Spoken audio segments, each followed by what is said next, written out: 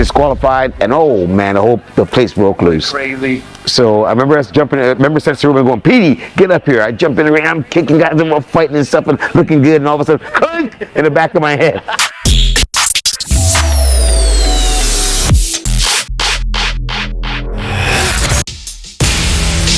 Okay, Kung Fu Uncle Sifu Kwazi, I am back, and this time in the lovely city of Tarzana, California, because I'm out here to meet a very, very special guest. If you guys are not familiar with Peter Sugarfoot Cunningham, you're about to be. Master Peter Sugarfoot Cunningham, all right? Yes, world-renowned kickboxer.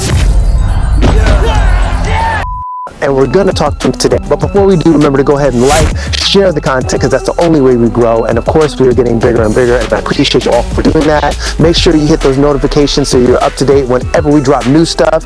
And of course, stay to the end of this video, because Sensei Peter Cunningham will be giving us some fight tips that I know you guys will all enjoy. Let's go. Tonight's super special guest. Thank you, brother. Yes, sir. Not only a martial artist, world-renowned kickboxer, 7-time world champ, yes, sir. Author, actor.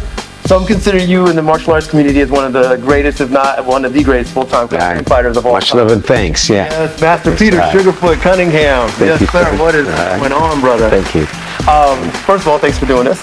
You're welcome, brother. Thank you for having me, brother. No, I appreciate it. Thanks a lot. So a mutual friend of ours, Sensei Cecil People, yes, sir.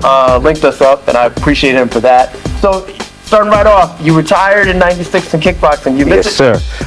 I can't say retired. I mean, from fighting myself, but just kept it going. Training fighters, sparring with very good friends, getting them ready for their fights. Doing seminars all over the world, Europe, you know, Asia, Latin America, Canada, where I'm from. Right. So I never retired really, but from fighting, from swinging in the ring, yeah. And so I can't say I missed. I've been in it. Okay. Don't miss it. That's true. Yeah. You've been in it. Still in it. Yeah. You're originally a Canada guy, but how did you originally get started in martial arts? How originally got started in martial arts, my man.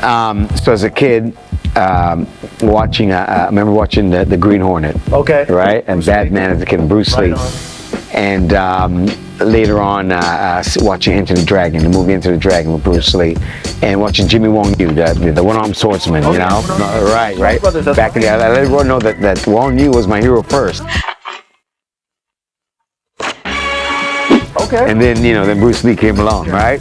Yeah. So watching martial arts as a kid, and always wanted to get into it. Remember, always going to watch the Saturday matinee movies, you know what I'm saying? Okay. And play kick fight with the guys in the park and in the schoolyard and stuff. And I remember asking my mom to let me train one time, and she says, nah, that can't happen. None of my kids are going to get beat up and get brain damage and all this. And so, no, it's out of the question. Then, you know, mucking around in school one day in a schoolyard back in Edmonton, Alberta. And a friend of mine, Stephen Andijay, who was a brown belt, and I didn't know this at the time, you know. And Stephen's watching me, you know, kick fight, and he goes, you know, Petey, man, you're good, man. So where do you train? I go, train? You train? He goes, well, your dojo. Where's your dojo at? I go, what's a dojo? And he goes, man, he goes, really? How did you get that? Like that skills? You gotta go. All of a sudden watching a Saturday movie and mucking around with the boys, he goes, he's mimicking, right? Yeah, and he's like, man, imagine if you got real formal training. I know the place, another guy. Okay. And that's when Stephen, Andrew, and his sister Bernadette, and then the dad gave me a ride took me to meet Grandmaster Bob Sapine Sr. In Edmonton, Alberta, and the rest, as I say, is you know, is history, man. Yes, that's your first instructor. My first instructor. What form of karate was that? Or that was Japanese style Shitoru karate. Okay, gotcha. Now, would you say training first in Canada versus U.S., is there any real difference that you experienced between the two? Or well, by the time I came stateside, I was a fighter, you know, a pro fighter, doing my thing, and so I gotta say, no, not really. Okay. Like attracts like, and what you put out there is what comes to you. So going from training with Grandmaster Bob Sapine Sr. and his son, Bob Sapine Jr. Tom Force, Georgia, you know, Doug Dunn, Donnie Smart, and coming down, you know what I'm saying, to LA, and training with Benny the Jet Urquidez, you know what I'm saying, and the Urquidez family, Sensei Ruben, Sensei Blinky, Lily, Sensei Smiley, Grandmaster Arnold, Urquidez.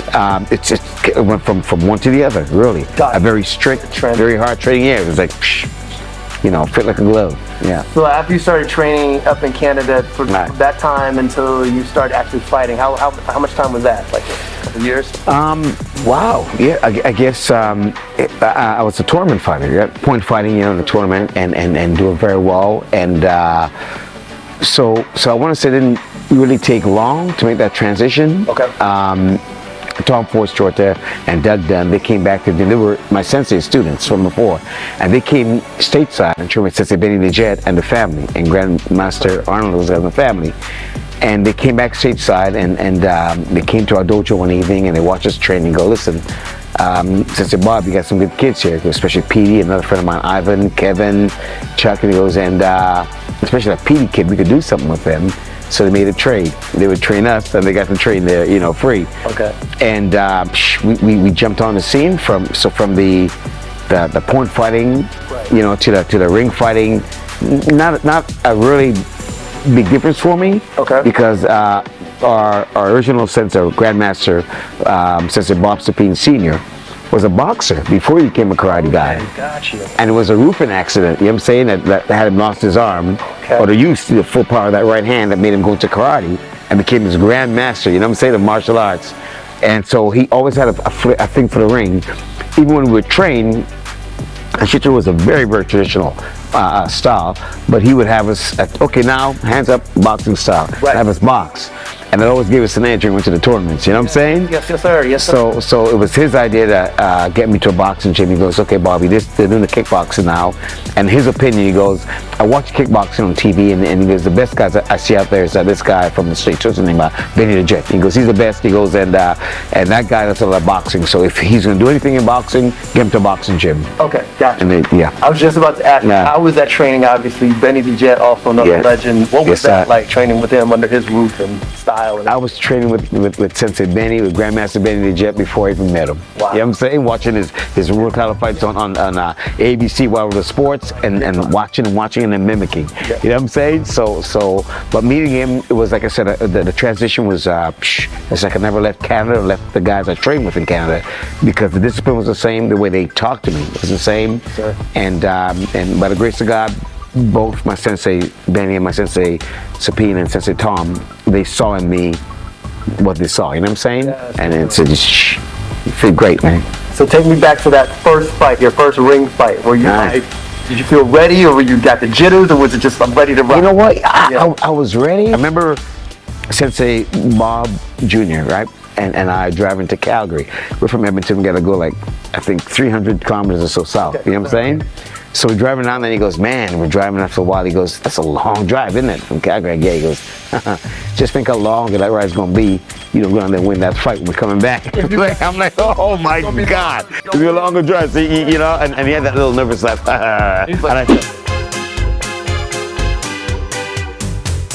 So it's like, yeah, well, I remember getting there and getting in the ring, and I fought, what was I, 16? I'm fighting a dude, 24. So it's like a boy fighting a man.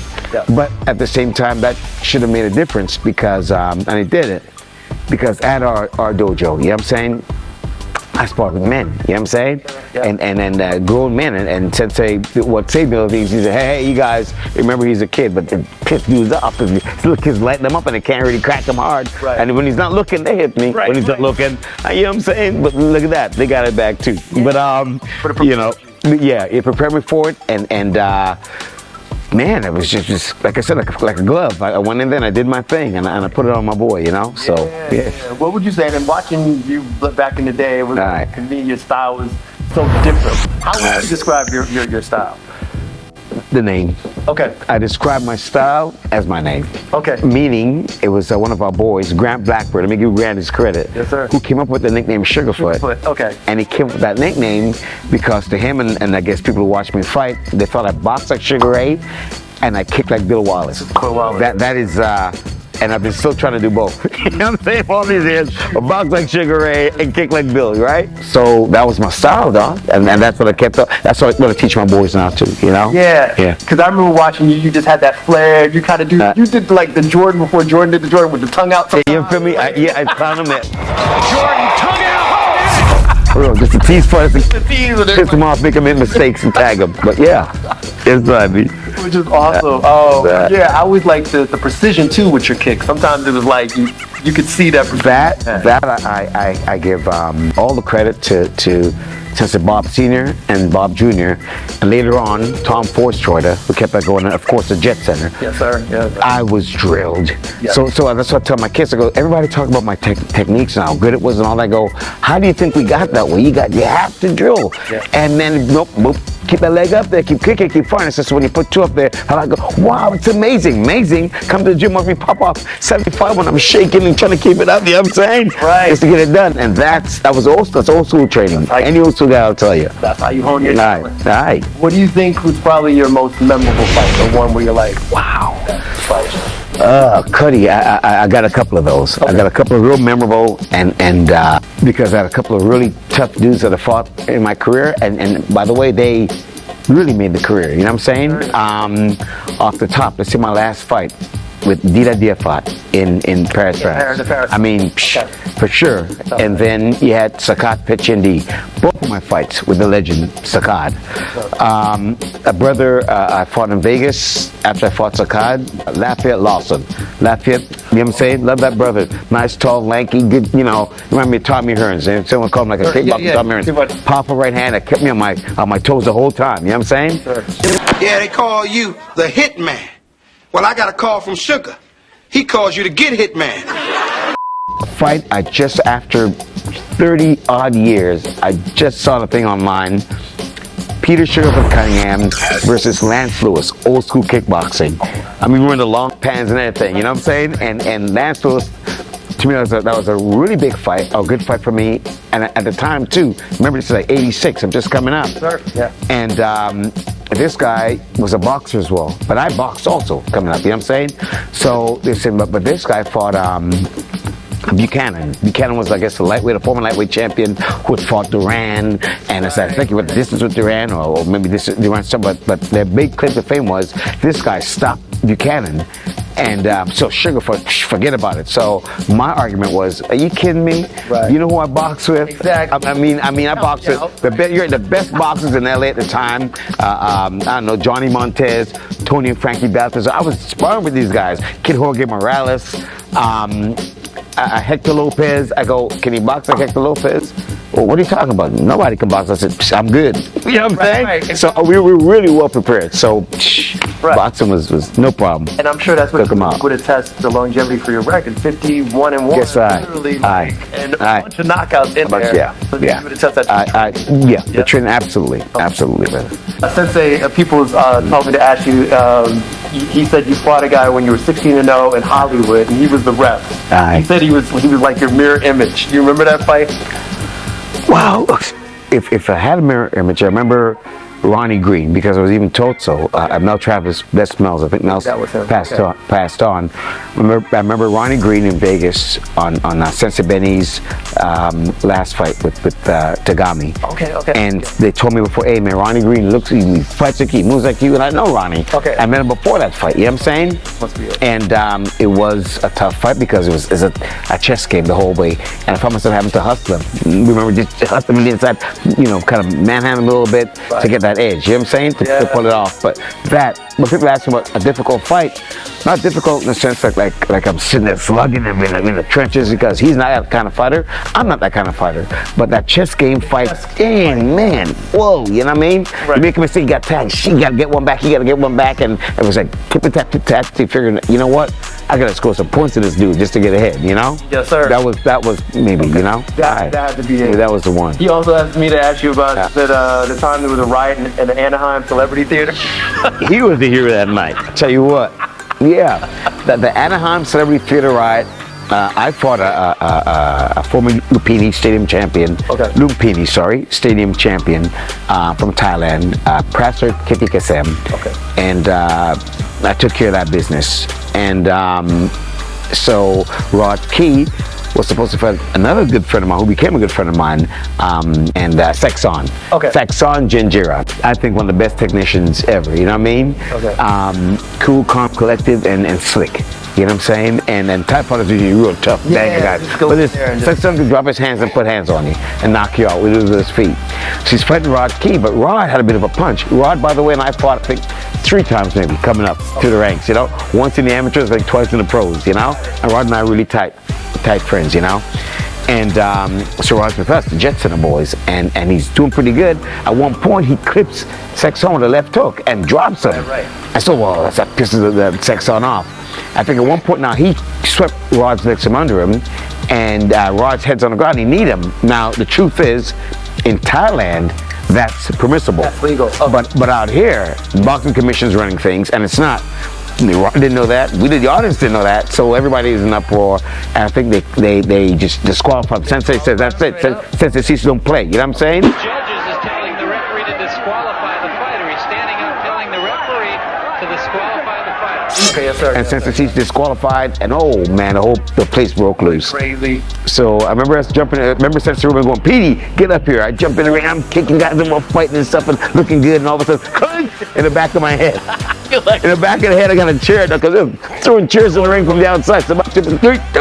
Got stitches in my head, dog, for real. Wow. It was a real white sense of Cecil. He's taking on all comers, man. He's in the ring, and he's putting hands on dudes. And at one point, he's got one guy here punching him out. Some guy's trying to hit him. He takes out his pen, give him something with the pen. The pen is truly mightier than the sword. A little like now transitioning over to film. How did that happen? Did that happen when you were fighting? Guess what? Yeah, when we were fighting, I remember when I first came down, I was boxing out of the Joe Louis Muhammad Ali boxing gym in Santa Monica. Okay. And I think by the 84 games or something, 83, by 84, they came around to the gym to get some footage for, to publicize, the Olympics, And they came and took a look and said, hey man, we like that kid, he's got a good look. He doesn't look all beat up and stuff. And they go, yeah, because you don't stand still, nobody hit him. Right. So he goes, yeah, we like him, man. We like his energy. Yeah, we can put this kid in there. And wow, that's cool. Because as a kid, I took drama from, I think, grade 6 or grade 7 or grade 9th grade. Have any acting? Right? Yeah. Okay. And then from the 10th to the 12th, performing arts, acting, dancing, singing. So that was always like a thing we were going to do. But I remember as a kid, my sensei, I think Bob Jr. said to me, that acting stuff is alright. He goes, but acting you can do, you're 200 years old, you can act. He goes, but fighting is a very short span. You know what I'm saying? Yeah, 10 years if you're lucky. So, put that acting stuff in. And it's amazing that today with the guys I train, when I say my fighters, but the guys and girls I train, I talk to them, tell me, how do you feel, son? How do you feel? So, well, what do you want to do? Put your heart in, whatever. And what if that's what you feel, then go that way. And back in the day, now you're gonna fight. You get out of here. You know what I'm saying? Sensei's told you. You didn't have a choice. Yeah, you didn't have a choice. So the first one, No Retreat, No Surrender? The first one was, guess what? No Retreat, No Surrender. From a commercial thing, I think at the Jet Center, Sensibility Jet Center. Some people from Hong Kong came by and looking for some from town, and they said No Retreat, No Surrender is like a kiddie movie, teenage movie, and I thought, lots of young fighters in here. And we're all shadowboxing, doing our thing, and they go, we like that one, you know what I'm saying? And we like that one. I remember Dale Jacoby, his brother Corey, another buddy of ours, Glenn, and this kid right here, we like that kid's style. And we'll give him lines, we'll give him a piece in it, so that kicked it off. Yeah, because I remember you in that movie, and I know it was Van Damme's first movie. Yes, sir, it was Van Damme's also, yeah. Right. Yeah. How was that experience with him? Good. Van Damme was cool. I thought real talented dude, you know what I'm saying? Yeah. And everybody's talking about his fight experience and all that, but I know you had tournament experience. Right. I don't know how much kickboxing or ring experience, but the kicker before, man. You know what I'm saying? Yeah, the splits was at least what he could do. Jump, spin, box, whatever, So it was cool. It was cool. I remember that you did like a flying kick and you were coming in. And crank, take me out, It was like crazy. And then you got to more legends, Yumbo. Wrongs. That was the height. Right. You know what I'm saying, of martial art movie work that I've done. And that was a straight up Hong Kong movie. That was straight up Hong Kong, baby. Okay. That was beautiful, man. How was that working with him? And then in Hong Kong, amazing, right? and I learned a lot. You know what I'm saying? Okay. How to carry yourself. Also, just to suck it up. This guy was doing, I think, 2 movies simultaneously, man. I mean, he come on set, he'd be like this. We give him the coffee and go, oh, give me some bill, we need to bring. And he's up, I go, wow. And he's him over there with a script and he's reading for the next one. And this one all simultaneous and he's doing it. And when he performs, you never know. Wow. You never know. The stunt guys over there, forget about it. No disrespect to our boys here. But since then, a lot of our boys have caught up. Right. Because look at the Keanu Reeves movies. Come on. John Wick. John Wick. I'm thinking I'm back. Man, those guys are amazing. Right. Well, but guess what? Yeah. Directs them. But 30 years ago, Hong Kong dudes only could do that. You see what I'm saying? But now that our US boys have caught up, but good. Hey, those kids can perform. Yeah, because Rob would talk about that all the time. The legend. We go out to Hong Kong and out here. Yeah. It's a bigger. It's much different. It's different. Yeah. Yeah. How would you describe like Hong Kong filming versus US? Yes. It's real. Yeah. It's really real. Those guys that take some hits. Right. A lot of hits that you hear, you forget out of here. Right. You got the union and shit. You can't be doing that. You know what I'm saying? Okay, jump on that building. Hey, you need some equipment. Maybe a rope or something. Whatever. Right. Yeah, I know they tell me, Petey, you know why we have to do it this way? If we don't take the job, there's about 200 guys lined up around the building when they take this job. Got it. So guys, yeah. Got it. But they're amazing, man. Yeah, and you know that's all that old school because Young Bo's, Sammo Hung, Jackie. Yes, that era. That's right. That's the real, bro. Like hard body. That's the true. Adding. Yes, I remember that kitchen fight you guys had in that movie. It just seemed like to go forever. How long did it take to film that? I think a couple of evenings. I want to say a couple of evenings, maybe. Yeah. Okay. Yes, a couple of evenings, but yeah. Did they make you do all your stunts in that? And I did all my. I did my. He did his fighting too. Okay. We did our fighting. You know what I'm saying? Like tables. Oh yeah. And stuff? Yeah, we did. Yeah, we did our fighting. The crash because it's breakaway. I mean, it looks like I'm dying, but it's not real. Right. So, you know. But yeah. Still did that scene. Yeah. It's still a lot of. Yes, sir. It was cool. And then. You're in Bloodfist 3 also, Donnie Dragon. Yes, sir. I just talked to him a couple weeks ago, really good guy. Yes, sir. What was that experience like working with him? Amazing. Don, I'm a big fan of Don's. Let's see, Don the Dragon, Bill Wallace, Benny the Jet, Joe Louis, Chuck Norris, you know what I'm saying, the OG, triple OGs. And Donnie gave me a shot, you know what I'm saying, to be in one of his movies. Man, that was great. So absolutely excellent. I can't say anything bad about Don. He's the man. And of course that transitions later to your later work, right? Because then you're doing like stunt work and then choreography, things like that. Yes, sir. I Spy. I didn't even know you did work on that. I did, man. I Spy was maybe the height. Oh, well, I Spy, and I also worked with Mark Wahlberg in The Fighter. I'm saying those two. I mean, like. Way up there. Eddie Murphy, Owen Wilson. That was amazing. Eddie is the funniest, smartest. I'm watching this guy. Watched one of his movies last night. And Eddie, smart dude, man. Harlem Nights. Yeah. Watching it, and he directed it. I heard. You know what I'm saying? Eddie is. All the legends. Right? Eddie's Eddie. Yeah. You know what I'm saying? But what's really cool with me? Hey, how you doing? Great to meet you. So what I got to do here? And I show Eddie. You know, what he's got to do here. No problem. He's ready on it. You know what I'm saying? And Owen Wilson was great also. Yeah. Okay. Oh shoot, Eddie Sharp is shit. He's Eddie Murphy, man. I'm on your side. I'm with BNS. Yeah, what do BNS stand for with you, bitch that needs some slapping? And then talk a little about the Fighter, because I've seen that movie. It's been a while since I've seen it, and I didn't realize you were in it. I was like, that was with Christian Bale and Mark Wahlberg. Everybody talks about Mark's great success and all that, but one of the maybe nicest dudes I've met in the business. You know what I'm saying? I won't go into that. You know what I'm saying? But Mark's the dude. I got you. And great working with him. Help me along the way, no matter what. You know what I'm saying? Christian, everybody's gonna, hey man, hey, watch yourself around. Don't talk to Christian. Christian comes on and said he's cool to everybody. At one point, I remember Mark and I were filming our fight scene. I'm in the big arena, you know, the car and all that. And he came over, Pete, let me get your gloves. And he helps with my gloves. And he wants some water. And I'm thinking, like, this is the meanie Christian that everybody's talking about. You know what I'm saying? Nah, cool dude, man. I go, man. So when people talk neck about some, you gotta have the grain of salt and have your own experience with them. Nah, those guys are great, man. That's excellent. Awesome. And then the last one I'll mention, Kung Fu the Legend. David Carradine. I gotta mention that at least. David Carradine. great, but he was a little standoffish on the first. Okay. So when he remembered that, and then we were cool. But when he told me David Carradine, and you got the part, you know what I'm saying, you're gonna be the disciple in this episode, David Carradine. Imagine, man, this is Kung Fu. As a baby, we're watching it, right? As babies, we're watching it.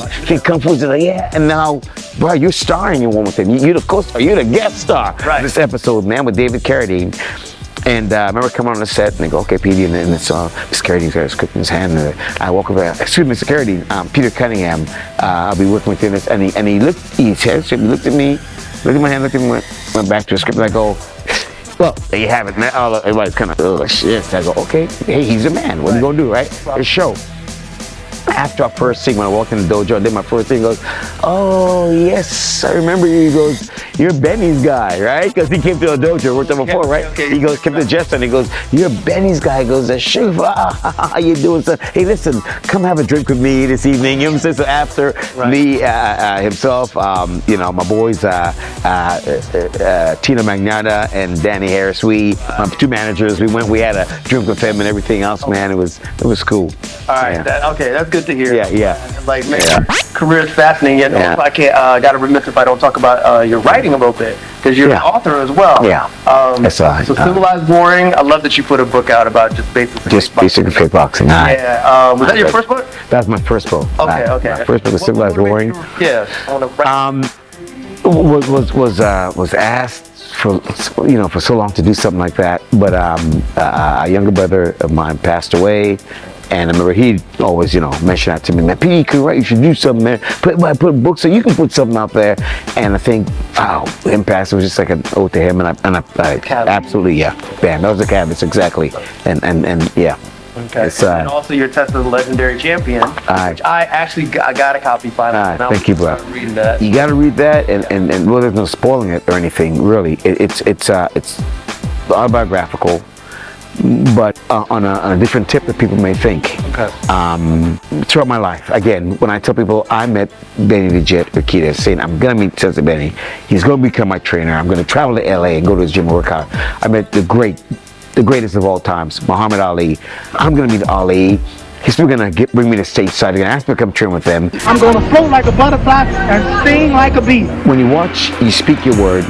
You put your heart out there. There's a metaphysical saying that once you make up your mind on exactly what it is that you wish to do, all the universe conspires in your favor. Yes, sir. And I gotta tell you something. I'm the poster boy for that. You know what I mean? Yeah. So other things have happened as well.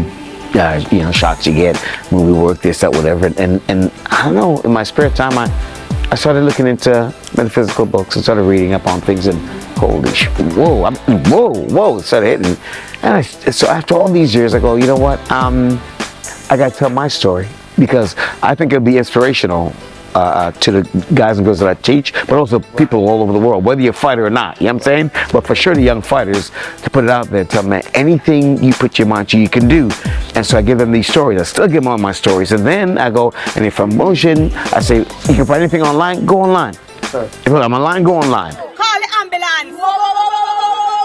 Yes, if people do want to train with you, how are you selecting people? Do they come to you? The selection thing, it happens in the dojo. What you do is, so the classes, you have other instructors who will teach beginners. Okay. And my class will be the advanced class. And in the advanced class, that's where you pick the guys you push the kids from. You know what I'm saying? And you see somebody who's got it and want to do it, and say, okay, you're on. And then you see, my guys are good, and they'll be good gym fighters, and they maybe do a couple of tournaments. Okay. But if you don't stick out like a sore thumb, Right. No, You don't. you don't. Yeah, you gotta be honest. So if people want to get in touch with you to go and say, all right, I want to at least train and work my way up. Yeah. The best way to get a shot, they can. I teach at several places. Okay. They could find me at House of Champions. Yes, sir. And they can find me at Peterson Grapplers. They can find me at AMA, where I do privates. But basically, I have a fight team, and at Yakubian. Also, Yakubian Muay Thai. Oh. So like Sean's got a couple of fighters that's very I got great interest in them. Sensei Mark Parra, House of Champions, got a couple of fighters. I'm very interested in them, and of course Brian Peterson Grapplers. Yes, sir. Brian Peterson, by the way, is who is the coach who does the wrestling and the jiu-jitsu to the UFC fighters you see me work with.